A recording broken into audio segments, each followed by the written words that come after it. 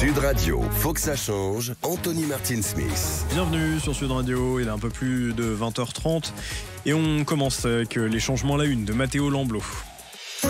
Agissons ensemble pour une société plus juste. L'association APF France Handicap présente Sud Radio, les changements à la une. Les changements à la une du 8 mars 2025, Matteo Lamblot. La semaine dernière, on en parlait. C'était la cérémonie du Marius de l'audiodescription 3 jours avant la cérémonie des Césars. Et c'est le film Le Comte de Monte Cristo qui a été récompensé pour cette 8e édition du Marius de l'audiodescription. Ce prix met à l'honneur le travail de ceux qui rendent le cinéma accessible pour les personnes non-voyantes ou malvoyantes. À l'occasion de cette cérémonie, la ministre de la Culture Rachida Dati a annoncé le lancement de la plateforme Le Portail de l'audiodescription où plus de 2500 films audio décrits y sont déjà disponibles.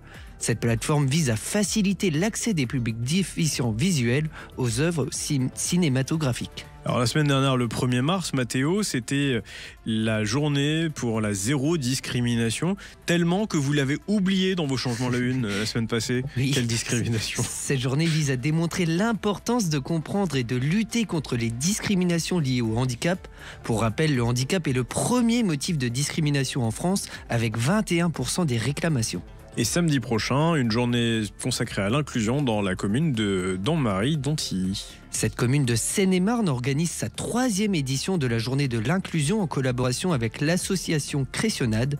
Au programme, divers ateliers culturels, artistiques et sportifs permettront aux participants d'échanger et de se comprendre malgré les différences. L'objectif est de faire évoluer l'inclusion au quotidien. Agissons ensemble pour une société plus juste. L'association APF France Handicap vous a présenté Sud Radio, les changements à la une. Les changements à la une à retrouver chaque semaine sur Sud Radio. Dans Sud Radio, faut que ça change. Alors aujourd'hui, c'est une journée particulière, c'est le 8 mars 2025, c'est la journée de la femme. Et on a aujourd'hui voulu mettre les femmes à l'honneur, mais pas sur le prisme de l'égalité entre les hommes et les femmes, mais bien sur le principe d'équité, à considérer que la femme, eh bien, dans sa physionomie et physiologie, elle a des besoins que l'homme n'a pas. À commencer par les maladies qu'elle peut connaître à travers sa vie. Et c'est sur cet angle-là qu'on a voulu travailler cette émission, qu'on a décidé de baptiser Gaëlle et toutes les autres. Gaëlle, c'est une jeune femme qui était remarquable, était parce que malheureusement elle n'est plus. Elle a été arrachée à la vie du fait d'un cancer du sein et on a voulu lui dédicacer cette émission à elle et évidemment à toutes les autres. Un plateau évidemment de très grande qualité, j'en suis très heureux. Je vais dire bonjour à vous, Daphné Rubin, bonjour. Vous êtes responsable de la collecte électronique de l'Institut Gustave Roussy. Vous avez évidemment une grosse spécificité sur la cancérologie du sein et vous travaillez sur les dossards solidaires pour le marathon de Paris. À vos côtés, Alban Bunel, bonjour. Bonjour et merci de me recevoir. Vous êtes kinésithérapeute spécialisé en cancérologie du sang et vous allez courir sous ce dossard solidaire au marathon de Paris le 13 avril prochain. Emmanuel Dalseco, bonjour. Vous êtes donc journaliste et chroniqueuse dans l'émission. Bonjour. Merci d'être là. Et puis, par téléphone, nous avons déjà une collègue, Judith Belair. Bonjour. Bonjour Anthony. Vous êtes bonjour animatrice. On vous connaît bien ici sur Sud Radio puisque vous présentez C'est excellent le dimanche soir à 19h. Et puis, Destin de femme à 13h30 le samedi. On va y revenir juste après. Je dis bonjour à Salim Ejnaini. Bonjour Salim. Bonjour Anthony, bonjour à toutes et tous. Vous avez aussi connu cette fameuse Gaëlle dont je parlais juste à l'instant. Et vous avez nous avons également Claire Chara-Bruno, bonjour. Bonjour. Vous êtes oncologue spécialisé en cancérologie du sein et responsable du parcours de soins sein et handicap à l'Institut de cancérologie de Lorraine. On va en reparler tout à l'heure.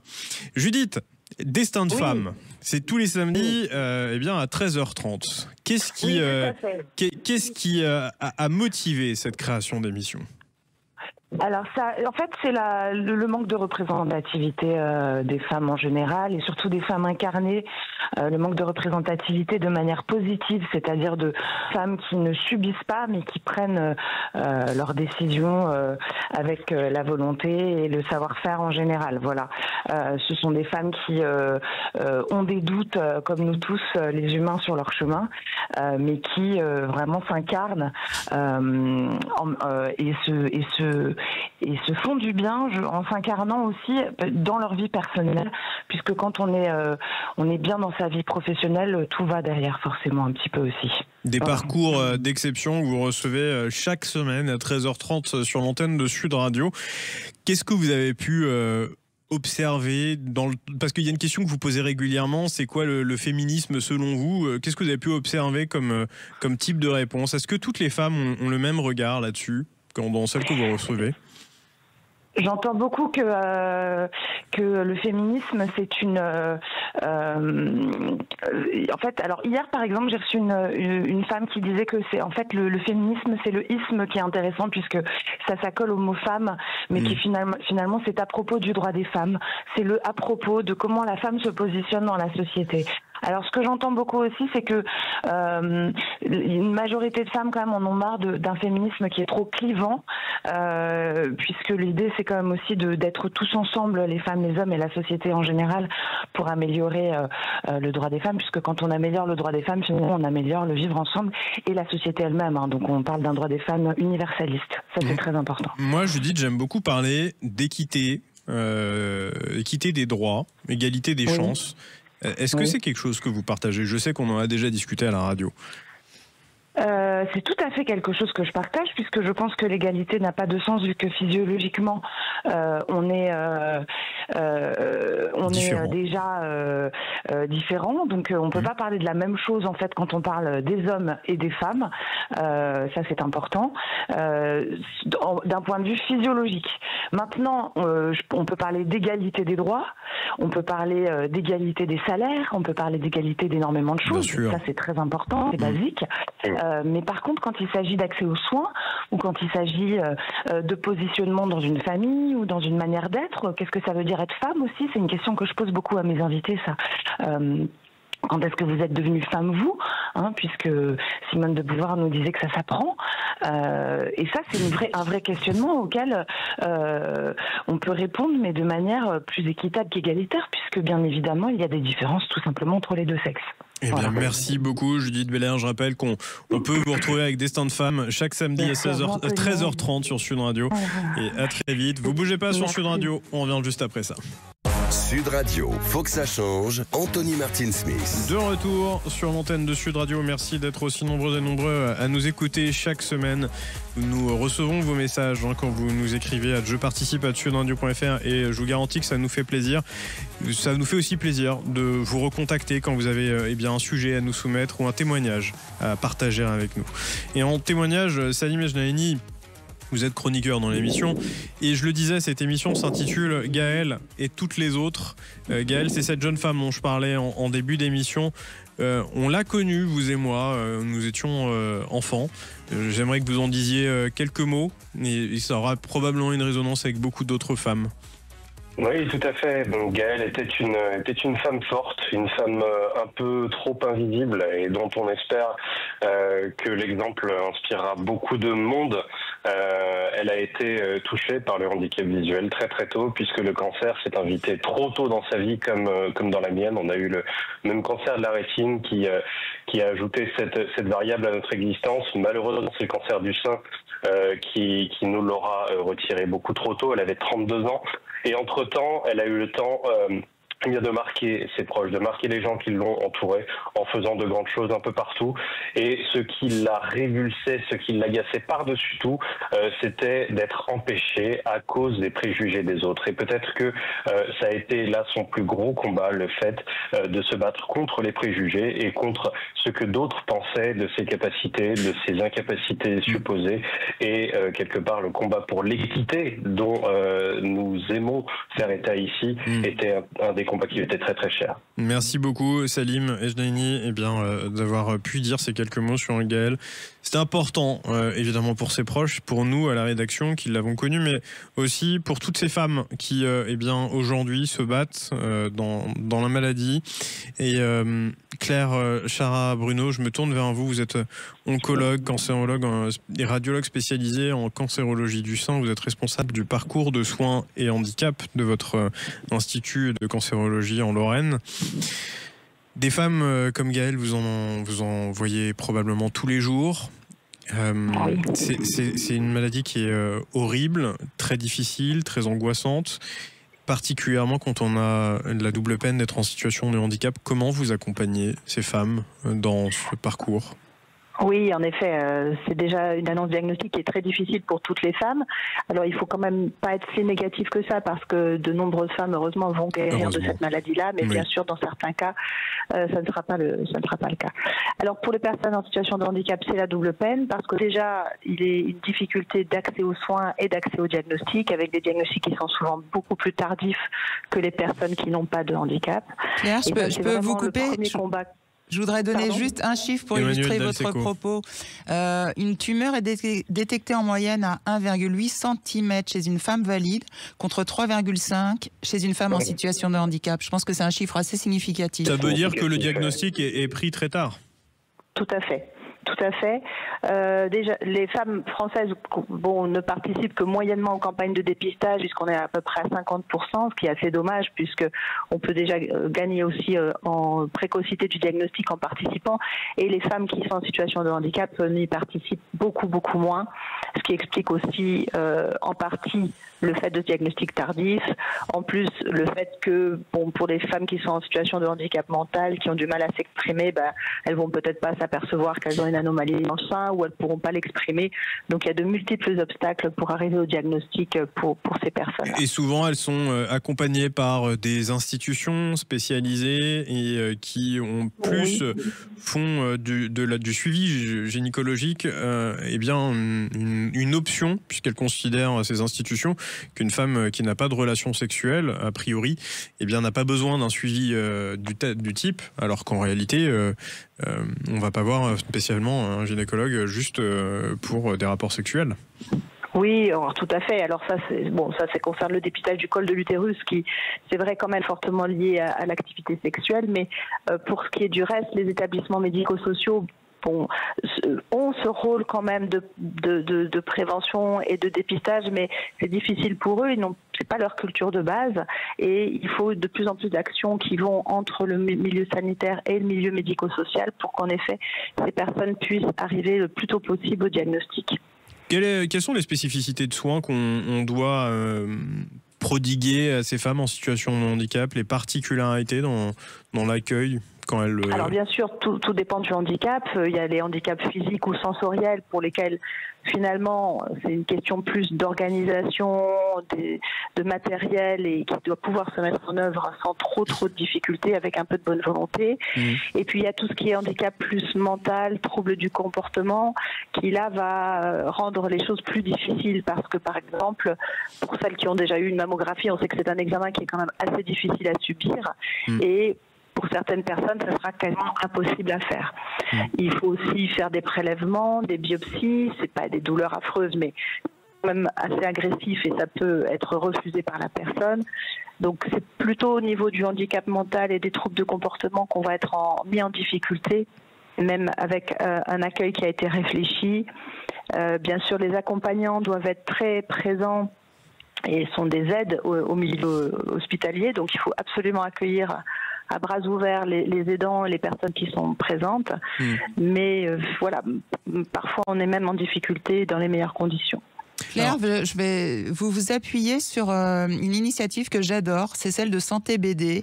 C'est une association qui propose de démystifier le parcours médical à travers des BD, donc qui sont accessibles aux personnes en situation de handicap, mais aussi aux personnes qui ne parlent pas français, aux personnes âgées, aux enfants. Et ça peut être par exemple, je vais passer une mammographie, comment ça se passe. Et je sais que vous vous appuyez sur ces documents, et c'était intéressant de leur rendre hommage.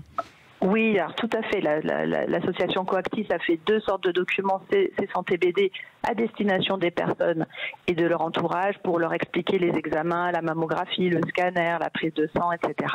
Donc nous, on s'appuie sur ces documents-là. À l'ICL à Nancy, on a fait également nos propres documents dans ce langage qui s'appelle donc facile à lire et à comprendre, comme les Santé-BD, avec un ESAT d'Alsace pour nos propres traitements comme la radiothérapie ou la pose de cathéter pour la chimiothérapie.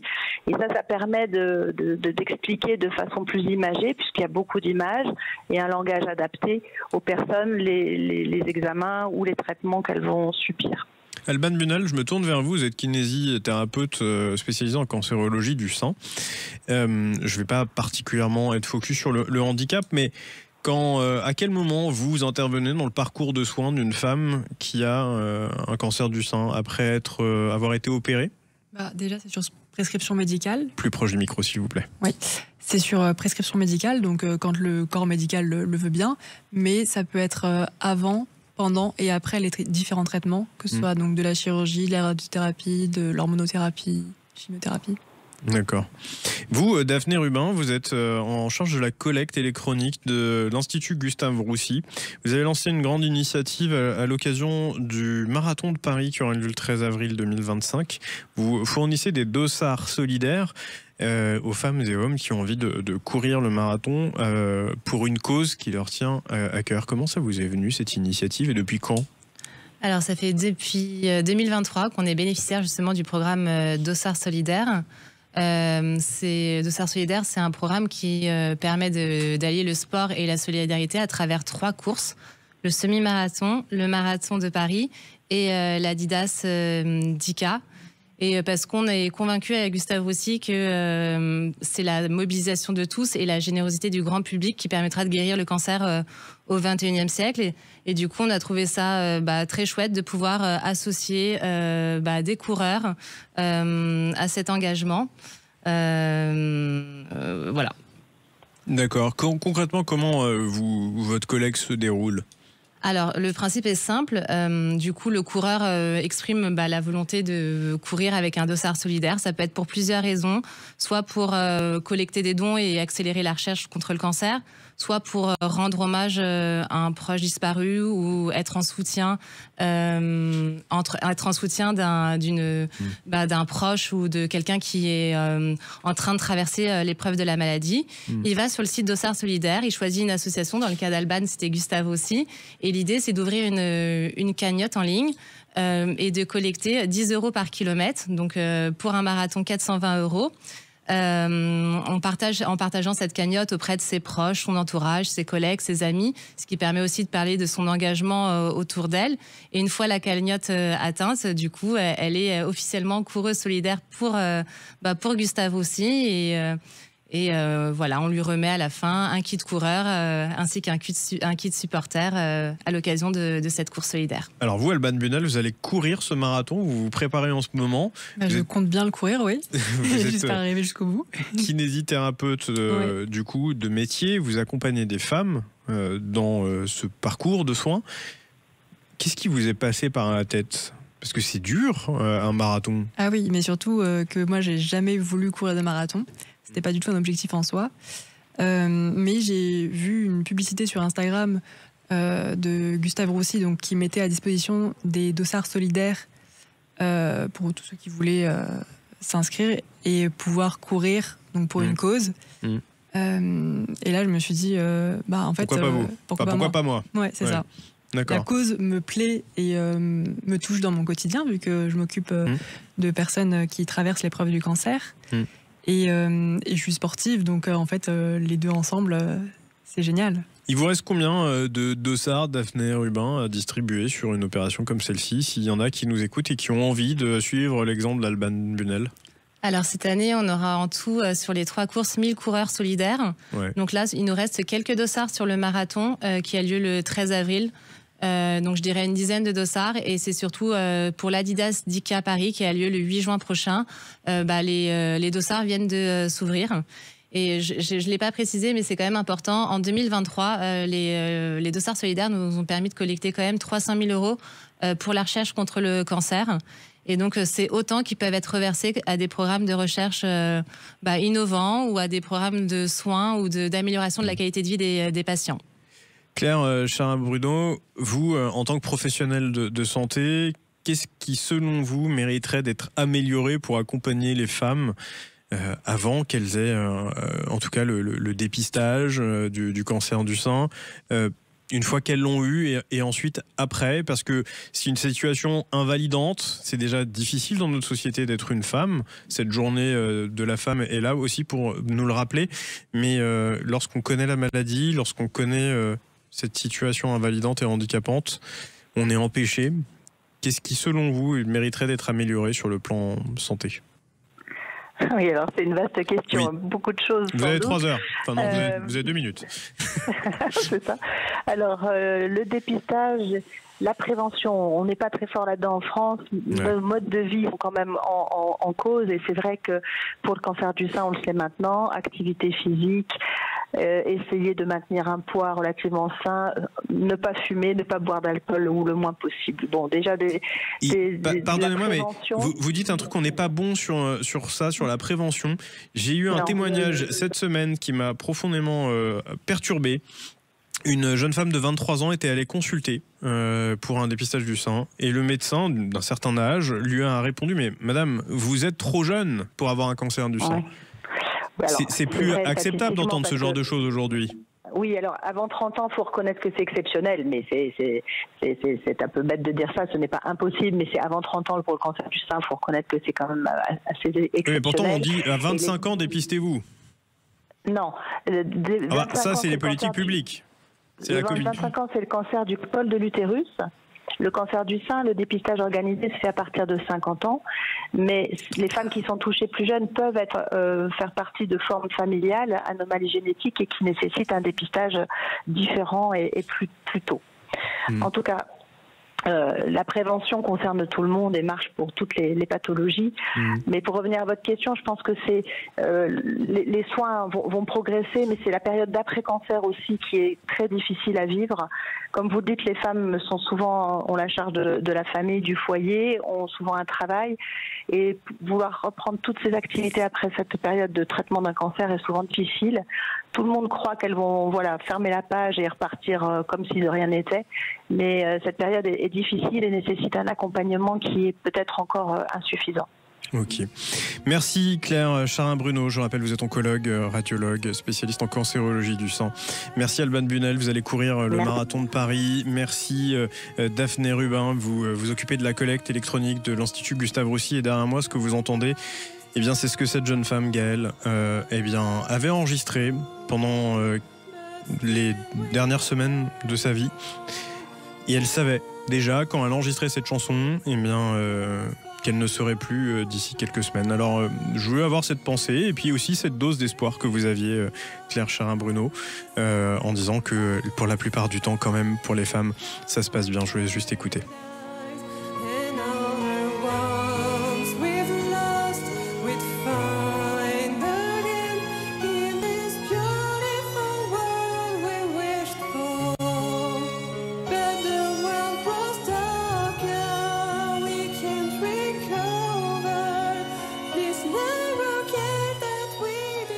Gaëlle et toutes les autres, c'était le nom de cette émission consacrée aux femmes en cette journée très importante, le 8 mars 2025, la journée de la femme. Merci Emmanuel d'avoir été là avec nous, et vos conseils, vos rappels techniques très précieux. Vous êtes journaliste et chroniqueuse dans l'émission. Allez, bougez pas sur Sud Radio, les programmes continuent juste après la pub et les infos. À la semaine prochaine.